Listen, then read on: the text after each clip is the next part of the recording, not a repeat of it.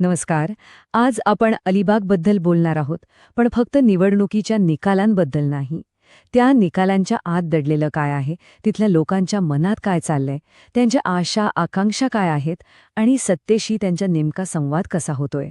चला तर मग या सगळ्याचा अर्थ लावण्याचा प्रयत्न करूया. अलिबाग नाव ऐकलं की डोळ्यासमोर येतो तो समुद्रकिनारा. मुंबईपासून अगदी हाकेच्या अंतरावर, पण तरीही स्वतःची एक वेगळी ओळख जपलेला हा मतदारसंघ. कोकण किनारपट्टीचा एक महत्त्वाचा भाग. त्यामुळे इथलं भौगोलिक आणि राजकीय महत्त्व दोन्ही खूप खास आहे. खरं तर आपण या विश्लेषणाकडे याच नजरेतून पाहिलं पाहिजे. निवडणूक म्हणजे केवळ जय-पराजय नाही, तर मतदारांनी दिलेला एक संदेश आहे. आणि तो संदेश समजून घेणं हेच आपलं काम आहे.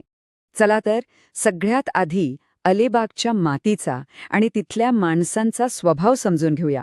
कारण जोपर्यंत आपल्याला तिथली सामाजिक आणि आर्थिक जडणघडण कळत नाही, तोपर्यंत तिथलं राजकारण समजणं जवळजवळ अशक्य आहे. हे आकडे बघा, ते स्वतःच एक कहाणी सांगतात.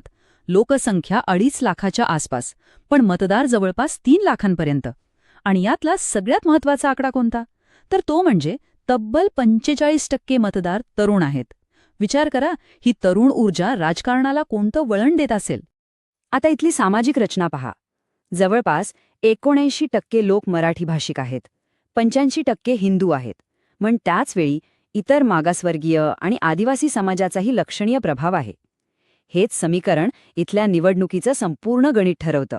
इथल्या लोकांच्या जगण्याची साधनं पाहिली तर 2 गोष्टी स्पष्ट दिसतात. एकीकडे आहे माती आणि समुद्राशी जोडलेलं पारंपरिक जीवन, म्हणजे शेती आणि मासेमारी. आणि दुसरीकडे आहे आधुनिक उद्योग आणि पर्यटनामुळे मुंबईशी जोडलेली अर्थव्यवस्था. याच दुहेरी ओळखीमुळे इथल्या लोकांच्या अपेक्षाही दुहेरी आहेत. ठीक आहे, आता थेट येऊया 2024च्या निकालांवर. ह्या निवडणुकीतून अलिबागच्या मतदारांनी नेमका काय संदेश दिला आहे? सध्या त्यांचा मूड कसा आहे? चला, ह्या आकड्यांमधूनच ते समजून घेऊया. निकाल पाहिला तर महेंद्र दळवी जिंकले आहेत, पण 13% मताधिक्य हे सांगतं की लढत अजिबात सोपी नव्हती. आणि दुसरी महत्त्वाची गोष्ट म्हणजे 73% मतदान. याचा सरळ अर्थ आहे की अलिबागचे मतदार आपल्या हक्काबद्दल खूप जागरूक आहेत. आणि हाच आहे अलिबागच्या राजकारणातला खरा संघर्ष. एका बाजूला मोठ्या प्रकल्पांची आश्वासनं आहेत, विकास दिसतोय, पण दुसऱ्या बाजूला त्याच विकासामुळे होणाऱ्या पर्यावरणाच्या नुकसानीमुळे लोकांच्या मनात एक खोलवरची चिंता आहे. विकासाचा मार्ग निवडायचा की पर्यावरणाचा आवाज ऐकायचा, हाच खरा प्रश्न आहे. आणि इथे एक गोष्ट लक्षात घ्यायला हवी. लोकशाही तेव्हाच खऱ्या अर्थाने यशस्वी होते जेव्हा प्रत्येक नागरिकाला पूर्ण माहिती मिळते. विकासाचे फायदे काय आणि तोटे काय हे जेव्हा लोकांना सन्मानाने समजावून सांगितलं जाईल, तेव्हाच अलिबागच्या भविष्याबद्दल एक योग्य निर्णय घेतला जाऊ शकतो. एक निवडणूक आपल्याला फक्त त्या क्षणाचं चित्र दाखवते, पण जर आपल्याला खरा कल ओळखायचा असेल तर मागची 30 वर्ष काय घडलंय ते पाहावं लागेल. अलिबागच्या मतदारांनी वेळोवेळी काय कौल दिलाय? चला, इतिहासाची पानं जरा चाळूया. इथे एक स्पष्ट पॅटर्न दिसतोय. बघा, शेकाप शेकाप, मग बदल, काँग्रेस, पुन्हा शेकाप आणि आता शिवसेना शिवसेना. म्हणजे काय तर अलिबागचे मतदार कुणालाही जास्त काळ सत्तेत ठेवत नाहीत. 2 टर्म्स झाल्या की बदल जवळजवळ निश्चित असतो. हा या मतदारसंघाचा स्वभाव आहे. मग या इतिहासातून आपल्याला काय शिकायला मिळतं? पहिली गोष्ट, इथे सत्तेत असलेला पक्ष आरामात बसू शकत नाही. दुसरी गोष्ट, राष्ट्रीय पक्षांचा प्रभाव वाढत असला तरी स्थानिक पक्षांशिवाय इथं राजकारण करणं कठीण आहे. आणि तिसरी, सगळ्यात महत्त्वाची गोष्ट, ते 45% तरुण मतदार. भविष्याच्या राजकारणाची सूत्र पूर्णपणे त्यांच्याच हातात आहेत. ठीक आहे, आपण आत्तापर्यंत विश्लेषण केलं, पण आता पुढे काय?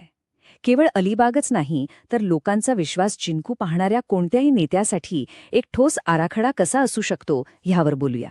यासाठी आम्ही एक मॉडेल विकसित केलं आहे. आम्ही त्याला चतुर्मुख सिद्धांत असं म्हणतो. याचा अर्थ मतदारांच्या सर्व गरजा लक्षात घेऊन 4 वेगवेगळ्या दिशांनी विचार करणारी एक व्यापक रणनीती. या सिद्धांताचे 4 चेहरे आहेत. पहिला, विकास, जो लोकांना दिसेल जाणवेल. दुसरा, शाश्वतता, म्हणजे पर्यावरणाचा आदर करणारा विकास. तिसरा, सर्वसमावेशकता, म्हणजे विकासाच्या प्रक्रियेत कोणीही मागे सुटता कामा नये. आणि चौथा, नाविन्य, जे तरुणांच्या अपेक्षा पूर्ण करेल. थोडक्यात सगळ्यांना सोबत घेऊन पुढे जाण्याचा हा मार्ग आहे. आजच्या या डिजिटल युगात विश्वास हीच सर्वात मोठी संपत्ती आहे. लोकांपर्यंत पोहोचताना त्यांच्या खाजगी आयुष्याचा आदर करणं अत्यंत गरजेचं आहे.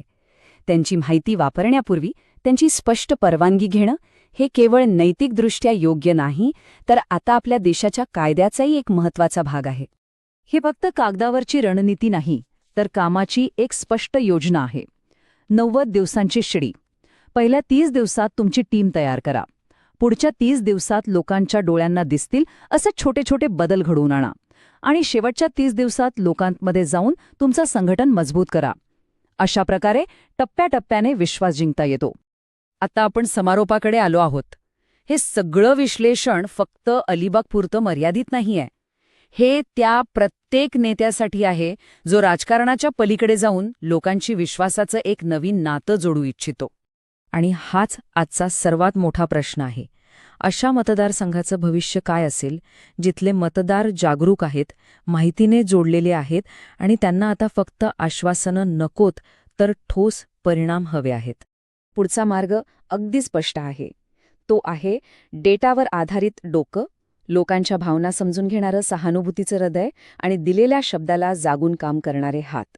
असं शासनच भविष्याचं राजकारण घडवू शकतं. केवळ अलिबागमध्येच नाही, तर संपूर्ण देशात.